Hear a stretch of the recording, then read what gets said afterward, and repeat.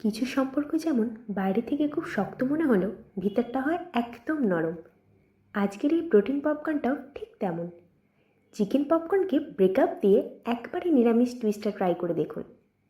সম্পর্ক হোক বা রান্না, শুরুতে একটু স্পার্ক না থাকলে কোনো কিছুই জমে না। তাই ছোলার একঘেয়েমিতে মেশান আদা আর কাঁচা লঙ্কার ঝাঁঝ। মনে রাখবেন, একটু তেজ না দেখালে লোকে কিন্তু আপনাকে লাইটলি নেবে। এবার স্বাদ মতো ড্রামা আর ইমোশন যোগ করার পালা। ঠিক ততটাই দেবেন যতটা হ্যান্ডেল করতে পারবেন। কারণ মনে রাখবেন, অতিরিক্ত পজিটিভনেস আর অতিরিক্ত নুন দুটোই কিন্তু স্বাদ নষ্ট করে দেয়। দুনিয়াটা বড্ড কঠিন, তাই নিজের বাউন্ডারিটা শক্ত রাখা দরকার।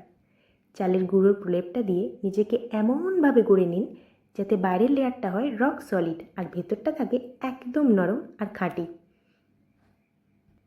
লোকে আপনার আড়ালে অনেক গরম গরম কথা বলবে, ঠিক এই তেলটার মতো। ভয় পাবেন না, ওই আঁচটা সহ্য করতে শিখলে তবেই কিন্তু আপনি আরও বেশি ক্রাঞ্চি আর আকর্ষণীয় হয়ে উঠবেন।